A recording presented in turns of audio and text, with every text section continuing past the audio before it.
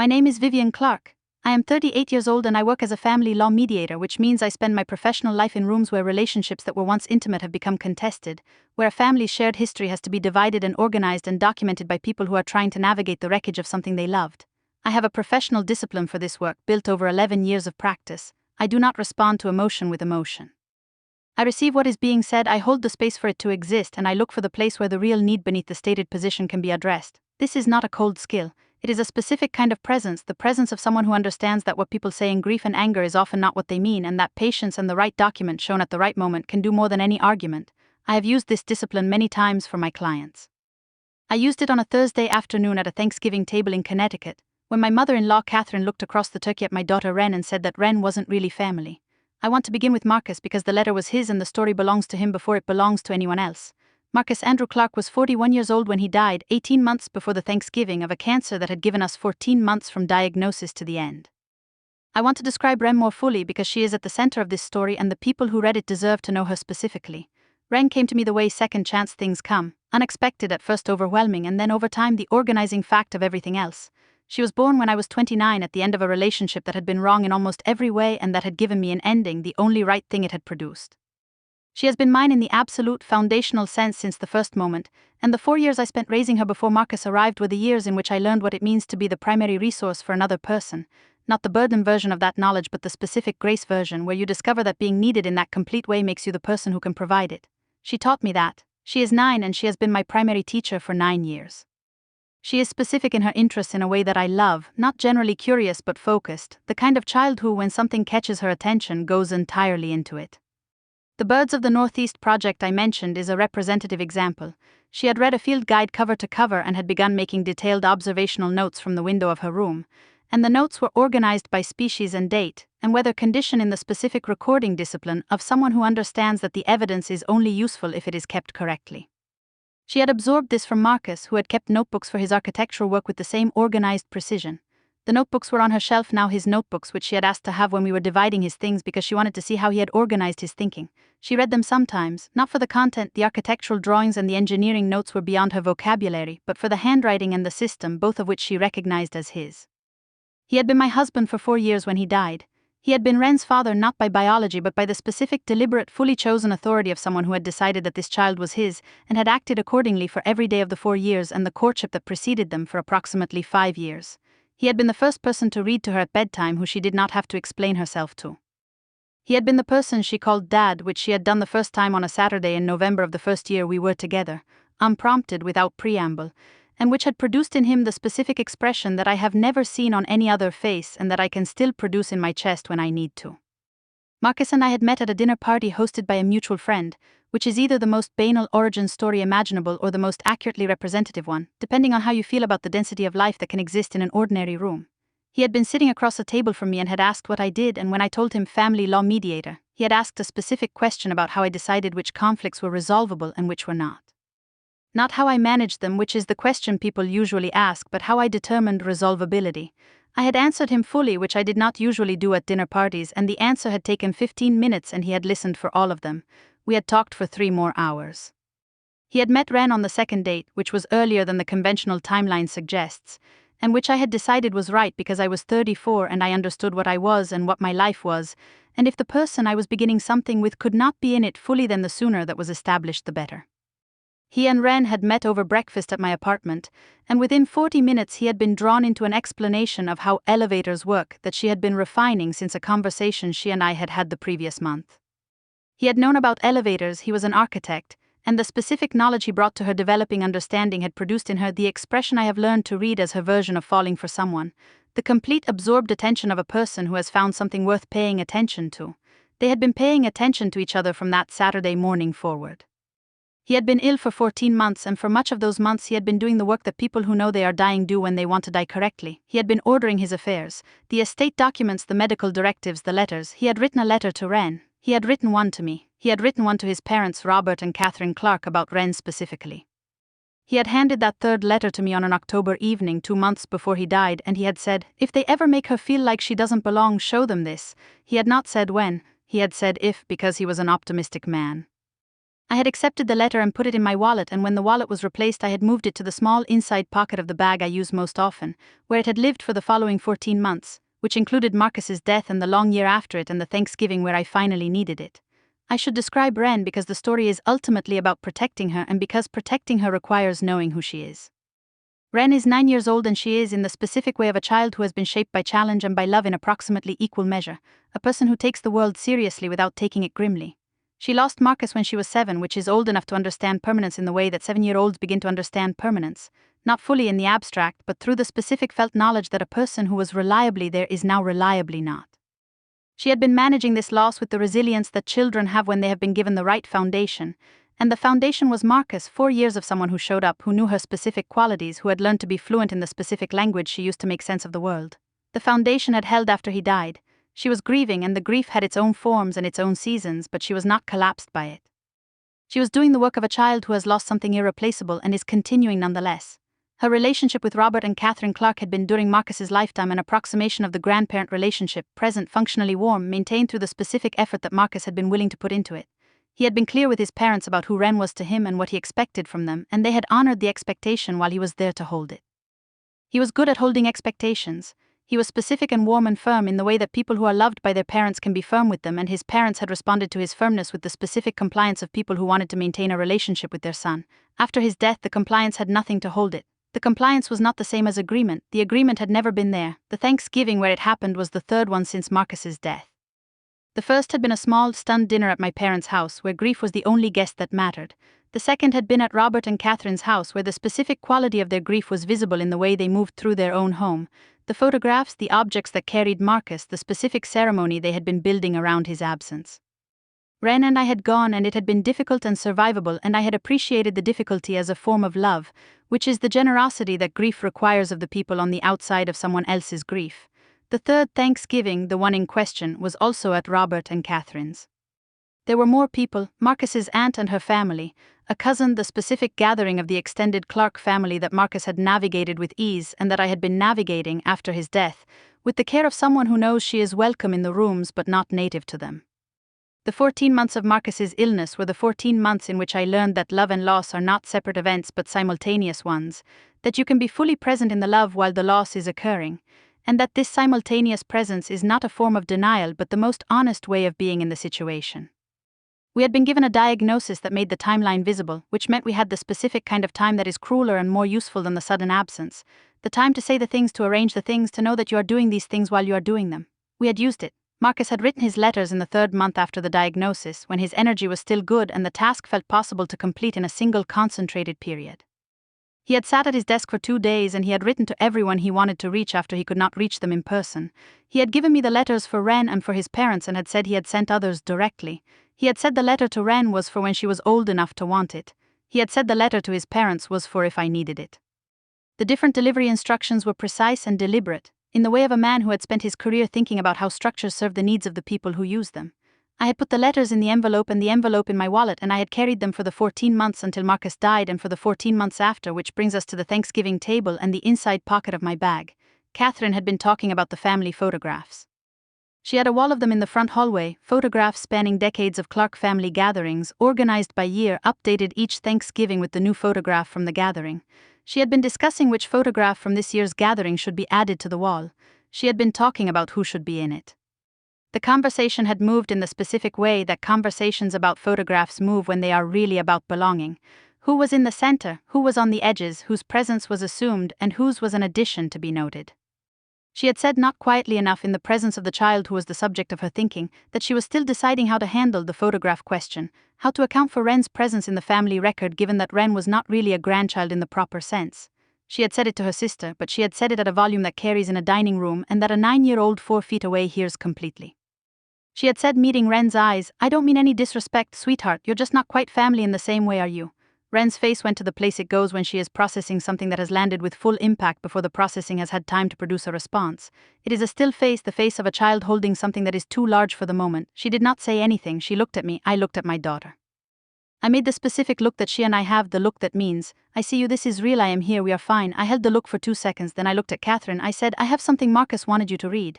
I reached into my bag, I found the envelope in the inside pocket, exactly where it had been for 14 months. I put it on the table in front of Catherine Clark. The Clark family at Thanksgiving was approximately 12 people. Marcus's parents, his aunt and her husband, 2 cousins and their families, a family friend who had been coming to Thanksgiving for 20 years. The specific density of a family that has been gathering in the same house at the same table for the same occasion for decades, with the accumulated customs and the photographs on the walls and the specific way each person knows where to sit. Ren and I had been in this gathering for the past 3 years, the first Thanksgiving at the Clarks after Marcus and I married, and then the 2 since his death. We were not yet native to it in the sense that you are native to a room you grew up in, but we were not guests exactly either. We were something in between, which is the position of a person who joined a family by marriage and who has remained in the family after the marriage's center has been removed. I had been navigating this position with the professional calm and the personal effort that it requires, because the effort is real and the calm is a practice and neither one is sufficient without the other. The conversation about the photographs had started innocuously. Catherine had been showing her aunt the wall of Thanksgiving photographs, 40 years of them, organized by year, each one updated with the new photograph from the current year. She had been describing the tradition, which was Marcus's tradition as much as anyone's. He had been the one in his teens and 20s who had maintained the ritual of the annual photograph with the specific persistence of someone who understood that family rituals become meaningful precisely because they are maintained. He had told me about the wall during our first Thanksgiving there. He had found it important in the way that organized people find ordered records important, not sentimentally but with the specific satisfaction of a thing that is done correctly over time. Catherine had said about the photograph that she was thinking about what the grouping should be this year. She had been talking to her aunt and not addressing the table, but at a volume that addressed the table. She had said the question of Ren in a way that produced the specific quality of a question that has been present in someone's mind for a long time and that has now found an occasion to be spoken. She had said that Ren was not quite a grandchild in the conventional sense, that the relationship was different, that she was still working out how to place it. She had looked at Ren toward the end of this, and her looking at Ren while she was saying it was the thing that made it what it was. She had not been speaking about an abstraction. She had been speaking about the child at the table in the hearing of the child at the table, and the child had heard it all. I need to tell you about what was in that letter because the letter is the center of the story, and because describing it requires me to describe Marcus in a way I have not yet done. Marcus was a man who was precise with words, not clinical or cold, but precise in the way of someone who understands that words are the containers of meaning and that the container matters for what can be carried. He was an architect by profession, and his professional precision had extended to everything. The way he organized a room, the way he structured an argument, the way he wrote. The letter to his parents about Ren was 3 pages, handwritten, in the specific handwriting that I have been looking at for 5 years, and that is now irrecoverable. He had begun by addressing them directly, by their names, not Mom and Dad but Robert and Catherine, which told me when he gave it to me that he had understood this was not a casual letter but a document. The kind of letter you write when you need the people receiving it to understand that you are speaking with full seriousness, and not in the register of an ordinary conversation. He had written that he was writing the letter because he could not be certain that his presence would always be available to do the work that his presence did, which was to make clear by being there what Ren meant to him and what he expected in consequence. He had written that they knew him well enough to know that he did not make commitments lightly and that his commitment to Ren was the most deliberate he had ever made in his life. Not because commitment to a biological child would be less intentional, but because the deliberateness of a chosen commitment is visible in a way that an unchosen one is not, and he wanted them to see it clearly. He had written, I chose her, I choose her every day, there is not a version of me that has a daughter other than Ren. If you are reading this, it is because you have said something or done something that has called her belonging into question. The question should not exist, I am asking you to remove it. He had written more. He had written about specific memories of Ren that he was putting into the letter so that his parents would have them when he could not give them in person. The first time Ren had called him Dad, the way she held her pencil too tightly when she was concentrating on a drawing, the specific sound of her laugh when something was genuinely funny versus the polite laugh she produced when she understood that laughter was expected. He had written these things as the evidence of his knowledge of her, and his knowledge of her was his argument. I know her this specifically, I love her this specifically. This is not a vague commitment to an idea but a real relationship with a real child. He had ended the letter by saying, I am asking you to be her grandparents, not as a favor to Vivian, not as an obligation to me. I am asking you because Ren deserves grandparents and because you are the ones available, and because I have believed for the 40 years you have been my parents that you have the capacity for this. I am still believing it, please prove me right. I want to describe the specific quality of the Thanksgiving silence when Catherine was reading the letter, because silence at a dinner table containing 12 people is not ordinary, and this silence was not ordinary. People had registered that something was happening. They had seen me reach into my bag and produce an envelope and place it in front of Catherine. They had seen Catherine's face change as she read the first page. They had seen Robert come to stand behind her. No one spoke. The children continued eating. Children have a specific ability to continue the ordinary while the adults around them perform the non-ordinary, and this is a kind of mercy. The adults had stopped eating and were doing the thing that people do in rooms where something important is being read. They were being still enough that the reading could proceed without interruption. They may not have known what was being read, they knew it mattered. The room honored what was happening by being quiet. I had been watching Ren during the reading. I had been watching her face go through the specific sequence that her face goes through when she is processing something, the initial registering, the sustained attention, the working. She had not known what was in the letter because I had not described it to her. It had seemed important that the letter remain what it was, Marcus's words for his parents, rather than become a document she had already been told about. She was receiving it in real time through the effect it was having on Catherine's face and through the room's quality of silence. She was 9 and she understood that something significant was happening, and she was holding herself still for it in the specific way she holds herself still when she is paying full attention. Catherine read the letter at the Thanksgiving table. She read it slowly in the way that people read things that are arriving with the full weight of the person who wrote them. The room had gone quiet, people had registered that something significant was happening without having been told what it was. Robert had come to stand behind his wife's chair while she read. When she finished the first page, she passed it to him and kept reading the second. When she had finished all 3 pages, she sat for a long time with the letter in her hands and did not say anything. I was watching Ren during all of this. Ren was watching her grandmother read. She did not know what was in the letter. I had never described its contents to her because it was not her letter to know yet. She knew I had produced a letter from Marcus and that her grandmother was reading it. Her face was in the processing place, the still face, and I could see her working to understand what she was witnessing. Catherine said eventually in a voice that was her specific voice but stripped of the social management she normally applied to it, "He wrote this when he was sick." I said yes. She said, "He was thinking about this when he was sick." I said, "He was thinking about Ren when he was sick. He was thinking about her all the time. He wanted to make sure she would be taken care of after he was gone in all the ways she needed to be taken care of."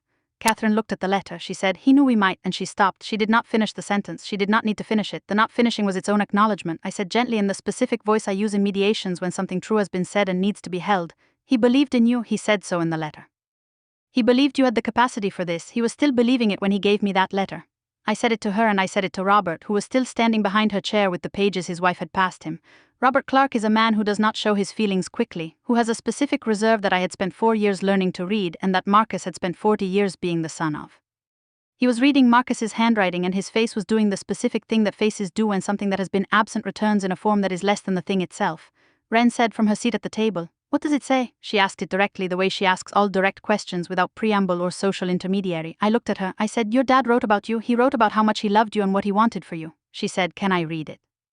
I looked at Catherine. Catherine looked at Robert. There was a moment in which the room held a specific kind of question, the question of what this letter meant now, who it was for, what it had already produced and what it could still produce. Robert Clark folded the pages carefully and handed them across the table to his granddaughter. Ren read Marcus's letter. She is 9 and she is a strong reader, and the letter was written by her father, which is a category of document for which you develop reading speed quickly. She read it in approximately 8 minutes. She did not cry while she was reading. She finished it and put it down and she said to her grandmother, "He wrote that he chooses me." Catherine said yes. Ren said, "He chose me every day." Catherine said, her voice doing something specific that I had not heard from it before, "Yes." Ren folded the letter back into the envelope and handed it to me. She said, "You can put it back in your bag." I did. I want to say something about what the professional dimension of this moment was because it was present alongside the personal one. As a family mediator, I have been in a version of this specific scene many times. The moment when the document, the text message, the email, the deposition excerpt says the thing that the person at the table cannot say themselves, and the saying of it by the document creates the space in which the thing can be acknowledged. The document does not have the same stakes as the person saying it. The document has the person's words but not their face, and the absence of the face makes it possible to receive the words differently. The listener's defenses do not know who to point at, and so they lower a little and the words arrive closer to where they were intended. Marcus had understood this. He had been an architect who knew about the relationship between structure and the people inside the structure, who understood that the container shapes what is possible within it. He had given me a container, the letter, the envelope, the instruction to use it when it was needed, and the container had done what it was designed to do. It had arrived at the Thanksgiving table in its envelope and been read by the people for whom it was written and produced the specific acknowledgement that Marcus had been asking for. The professional vocabulary I have for what happened after the letter has a specific clinical name: reparative disclosure. It is the moment in a family system when a document or a piece of testimony discloses the true nature of something that has been obscured, and the disclosure creates the conditions for repair that the obscuring had prevented. The Catherine Clark who had said "not really family" at the Thanksgiving table was a woman whose grief had organized itself around a specific false belief, the belief that the family Marcus had had before Ren and Vivian arrived was the real family, and that everything after was an addition to be managed rather than a continuation of the same thing. The letter disabused her of that belief in the most authoritative form available, Marcus's own voice, making the specific argument that Ren was not an addition but the continuation, that choosing Ren was not supplementary to being a Clark but was in some sense the most characteristically himself thing Marcus had done. Catherine had understood this. I had watched her understand it in real time in the 3 pages that took her approximately 12 minutes to read. The understanding did not arrive cleanly, understanding that contradicts a held belief never does, but it arrived, and it produced the stillness and the voice stripped of its social management, and the sentence about managing grief in the wrong direction. The sentence told me more about what had been happening than anything else she had said. She had been contracting the definition of her son's family as a way of grieving the loss of her son, and the letter had shown her that the contraction was the opposite of honoring him. I have been thinking in the months since the Thanksgiving about what it means to carry a letter in a bag for 14 months and then to produce it at the right moment.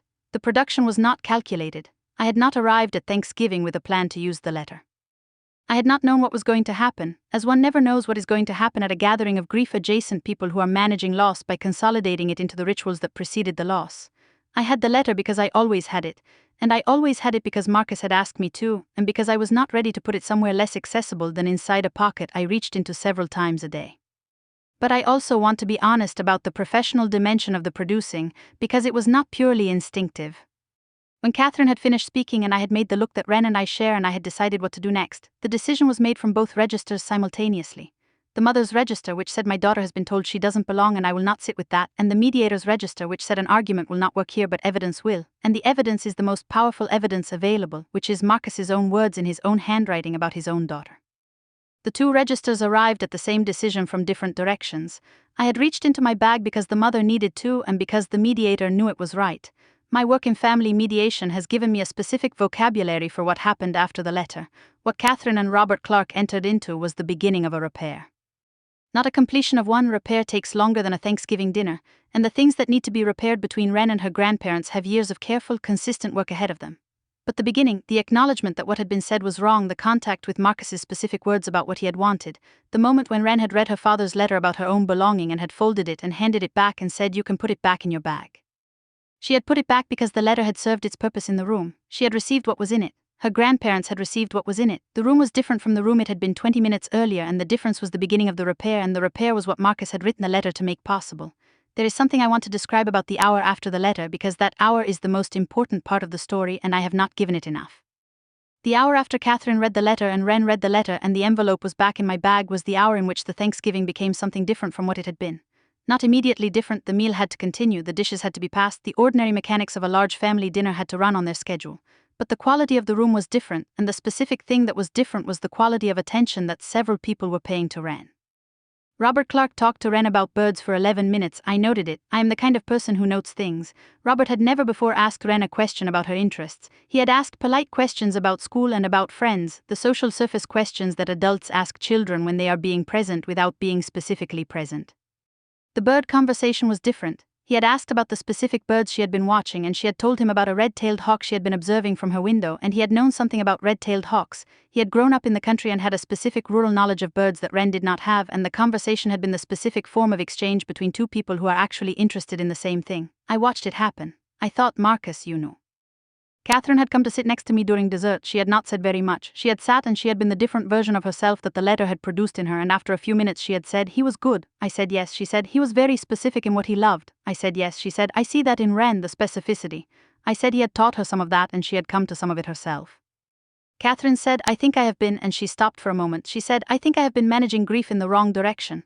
I understood what she meant. She had been managing the grief of losing Marcus by contracting the definition of his family, by returning to the family he had belonged to before Vivian and Ren had arrived, as though the contraction could be a form of getting him back. It could not. Marcus had been specific in his loving, as she had said, and Ren was part of the specific thing he had loved, and trying to manage the grief of losing him by reducing the circumference of his family was trying to honor him with the thing that would most dishonor him. She had understood this from his letter. I said I knew she had been in pain. She said she had. The Thanksgiving finished in a different register than it had begun. There is a specific quality to a meal that follows a hard and honest conversation when the conversation has gone to the right place. The food is the same food, the room is the same room, but the people in it are at a slight angle to where they were before, and the slight angle changes what can be said and what can be heard. Robert Clark, who had been in his specific reserve for most of the dinner, asked Ren about school. Not the polite surface questions of a family gathering, but the specific questions of someone who had been reminded that he was supposed to actually know this child. She answered him. She told him about a project she had been working on about birds of the Northeast, which she had been developing with the focused intensity she brings to things she has decided to understand completely. He listened. He asked a follow-up question. The conversation lasted 11 minutes. I noted it the way I note things in mediations. This is the beginning of something and it requires attention. Ren had asked to read Marcus's letters to her when she turned 8. I had been keeping them for exactly this purpose. The letters for her were different from the letter for his parents, written to be given to her at a point when she was old enough to receive them. She had turned 8 and she had asked if there was something from Marcus that she hadn't seen yet, and I had given her the 2 letters he had written for her. She had read them alone in her room over an afternoon and had come out afterward with the expression she has after she has processed something significant, the still face transitioning to the face she has when something has been integrated, when the information has become part of her internal system. She had said, "He knew me." I had said yes. She had said, "He wrote about the way I hold my pencil." I had said yes. She had said, "He was paying attention." I had said he was always paying attention to her. She had gone back to her room and I had heard her for approximately an hour not making any sound, which is what she does when she is thinking about something large. She had not asked about the other letters, the one to me, the one to his parents. She had known, I think, that there were more letters and had given them their privacy. She is 9 and she is already practicing the specific form of respect that is not asking for what is not yours to have. She would have her father's letter in the room in front of her on Thanksgiving, and she would be the one to decide she wanted to read it, and she would fold it back into the envelope and hand it to me. She knew at some level that it had been read for the purpose it was written for, and that having read it was enough for now. The letter is in my bag. It has been in my bag for 14 months since Marcus gave it to me, and it is still there now because I am not ready to file it with the estate documents, not because I am keeping it for use but because it is one of the last things he made and I am not done with its proximity yet. It is in the inside pocket in the envelope with his handwriting on the outside. It says "For Robert and Catherine" on the envelope. I could not have known in October of the year he was dying whether I would ever have reason to produce it. I kept it because he had asked me to, and because keeping the things he made is the form of honoring him that I am most capable of. The months since Thanksgiving have been the early months of a different version of the relationship with Robert and Catherine Clark. Different in the ways that beginnings of things are different from continuations of things. Tentative, attentive, conducted with the specific care of people who understand that something fragile is being built. Robert has called twice. Once to ask about Ren's bird observations, which I thought was the most specific kindness he could have offered and which produced in Ren the specific expression of being known. The expression I have seen on her face only a handful of times with Marcus and with her closest friend and now with her grandfather. Catherine has sent a card. The card was brief and not elegant in the way that cards are brief and not elegant when the person writing them is not experienced with the medium but is trying anyway. It said, "Ren, I am learning, Grandma." I had given Ren the card. She had read it and put it on her desk next to the photograph of Marcus that she keeps there. The photograph and the card were next to each other for a week before she moved the card to a different place. When I asked where she had moved it, she said she had put it in her notebook, the observational notebook where she keeps the bird records. She said she wanted it with the things she was still watching. I said that was a good place for it. She said she thought so too. Ren asked me on the drive home from Thanksgiving whether she could read the letter again sometime. I said of course. She said, "I want to memorize the part where he says he chose me." I said I had it memorized too. She said, "Say it." I said the specific sentence from memory in Marcus's words from the middle of the second page. She listened with the listening she has when something is both important and already known, the listening of someone who is confirming something they needed confirmed. When I finished, she said, "That's the one." She was quiet for a moment, then she said, "Do you think Grandma and Grandpa know that now?" I said I thought they were beginning to know it. She said, "Because of the letter." I said yes. She said he knew that would happen. I said I thought he had hoped it would. She said he was smart about things. I said he was. She looked out the window. She said, "I want to write them a letter sometime about him." I said I thought that was a beautiful thing to want to do. She said, "Not now when I have enough to say." I said there was no hurry. She went back to the window. "The letter is in my bag." The letter did what it was written to do. Ren is writing hers when she has enough to say. I am waiting the way I wait in mediations, patiently with attention in the presence of something that is becoming what it is supposed to become. Marcus believed they had the capacity for this. He was still believing it when he gave me the letter. I am holding his belief the way I have been holding his letter until it is no longer needed and can be placed somewhere permanent. I want to describe what my professional work has taught me about what Catherine said at Thanksgiving and what the letter corrected, because the professional frame is accurate and I want to be precise about why the letter was the right response. In family mediation, the most common mistake that people make in conflict is confusing position with need. The stated position is Ren is not real family. The need underneath it is the grief of losing Marcus and the specific fear that if the family his death left behind is the real family, then the family that preceded him, the family Robert and Catherine had been part of for decades before Vivian and Ren, is somehow diminished or superseded. Catherine had not been saying Ren doesn't count. She had been saying I am afraid my son's whole life with us doesn't count. The addressing of Ren was an expression of grief about Marcus, which does not make what she said acceptable but does make it more addressable than a simple statement of hostility. Marcus's letter addressed the actual need, not the stated position. It did not argue with the position. It did not say Ren is real family, you are wrong. It addressed the grief. He told them he had loved them for 40 years and trusted them with his specific request. He told them his relationship with Ren was the continuation of who he was rather than a departure from it. He told them that honoring him required honoring her. He reached across the 14 months since his death and the distance that grief creates between people, and he said the thing that only he could say: I am still here in this letter telling you what I need from you, and what I need is for you to love my daughter. The letter is 3 pages in Marcus's handwriting, in the dark blue ink he used for everything important, in the engineering adjacent precision that had characterized his handwriting since college. I have read it many times. I do not plan to stop reading it. It is one of the last things he made specifically with deliberate attention, with the full weight of a man who knew he was making something that had to last beyond him, and the reading of it is one of the forms of being in his presence that is still available to me. I read it the way I expect Ren will read it, not looking for new information because I have it memorized, but for the specific quality of being in the company of someone who is saying something true. He had known when he wrote it that it might never need to be read. He had known his parents, and he had known that the best outcome was the one in which the letter stayed in the envelope, and the Clarks did what Marcus had always believed they were capable of doing without a prompt. The fact that the letter was needed is not in the end a condemnation of Robert and Catherine Clark. It is a description of grief, of what grief does to people, the way it contracts them toward the familiar and the prior, the way it makes the world after the loss feel dangerous in ways the world before was not.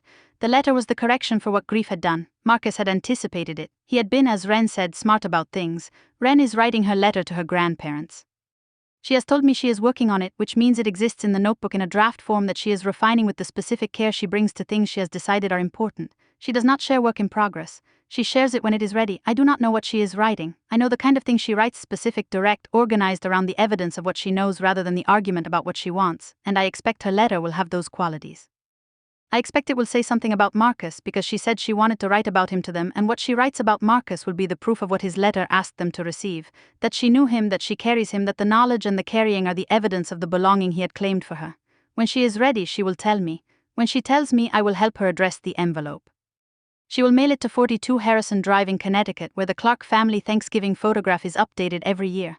I expect there will be a response. I expect the response will be the beginning of something. That is what letters between people who are trying to understand each other produce, the beginning of something. Marcus had believed that. He had written his letter from that belief. I am holding his belief until it is confirmed.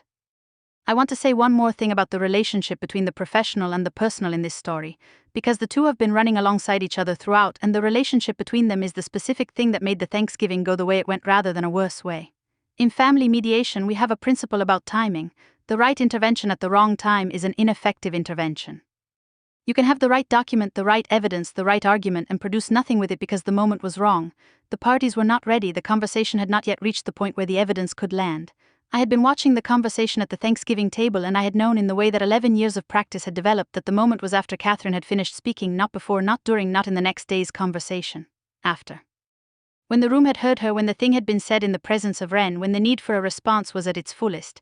I had also known that the response could not be mine. I could not argue with Catherine about Ren's belonging because I am the one person in the room whose argument for Ren's belonging can be dismissed as interested. I am Ren's mother. Of course I would argue for her belonging.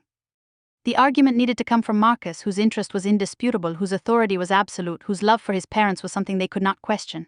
He had given me the means to produce his argument. I had kept the means in my bag for 14 months. The moment arrived, I produced it. Ren showed me the first page of her letter to her grandparents on a Sunday in February. Not the full draft, the first page, which she said was ready even if the rest wasn't. She handed it to me and said I could read it if I wanted. I read it. She had written about Marcus in the specific way I had expected, the details, the evidence of having known him. She had written about the way he had taught her the structural principles of bridges. He had explained load distribution to her once using a Lego set, and she had remembered every detail. She had written about his notebooks and about reading them after he died. She had written toward the end of the page, I know you miss him. I miss him too. I think we might be the two groups of people who miss him the most, and I think he would want us to miss him together. I read that sentence twice. I said, Ren, this is extraordinary. She said, it's just true. I said, I know, that's what makes it extraordinary. She took the page back and said she was still working on the next part. I said she should take her time. She said she would. The letter will be finished when she is ready. She is 9 and she is already writing with the specific clarity that comes from knowing what you want to say and being willing to say it exactly. She is Marcus's daughter. He wrote a letter to say so. She is proving it. The letter is still in my bag. I have thought in the months since Thanksgiving about when I will move it to a permanent place, when it will be ready to be in a file box or a drawer rather than in the inside pocket of the bag I carry every day. I have not moved it.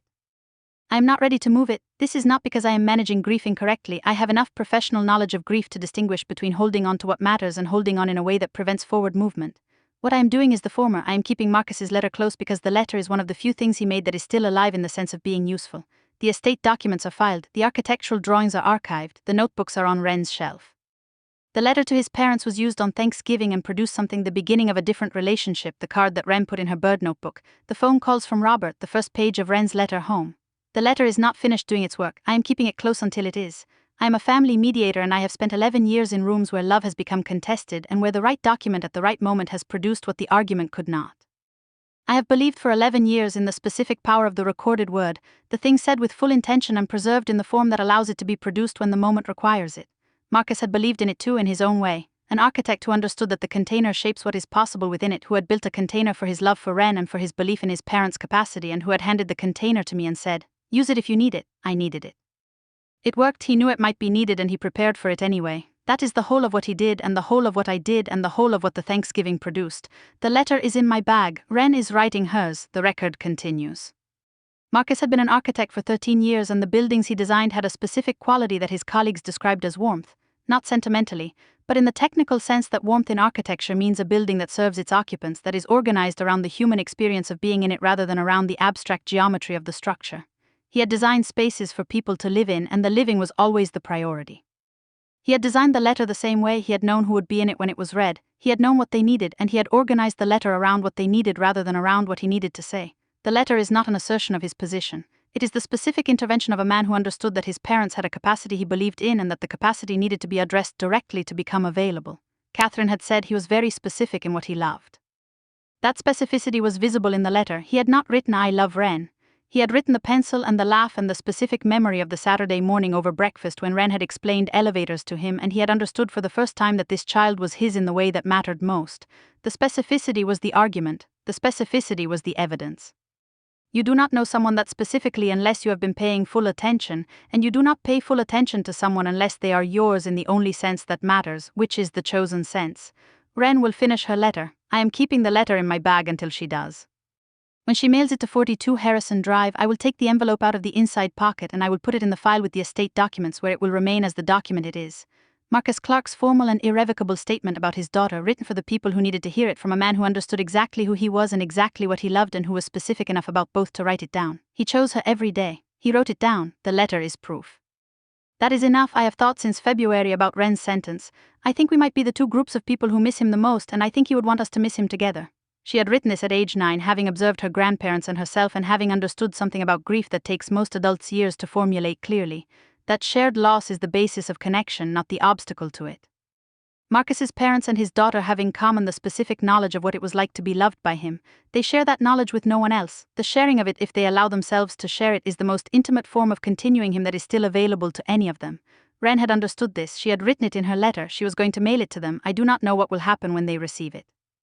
I know what I hope for, which is the specific thing Marcus hoped for when he gave me his letter, that the capacity he believed in would prove to be present. He had been a man who believed in people. He had believed in his parents and he had believed in Ren and he had believed in me, in each case with the specific evidence-based optimism of someone who had paid close attention and had concluded from the attention that the people were worth the belief. I am holding his belief. Ren is writing her letter. The record continues and the continuation is the closest thing to having him still here.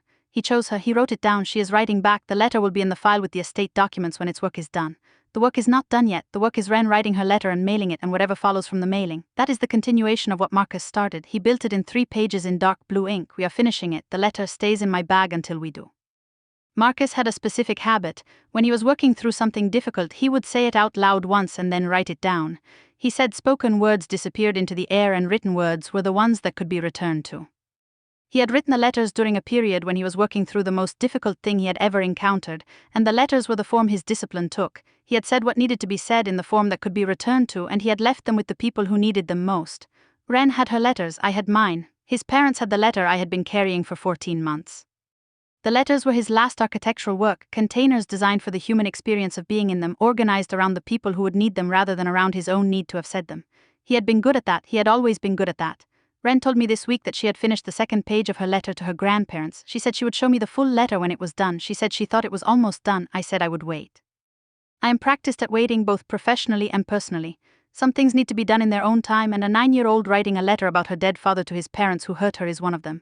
I am holding his belief in their capacity. She is filling in the evidence. The letter will be finished when she has said what she needs to say, then she will mail it, then something will happen. That is the sequence. I am in it. We all are.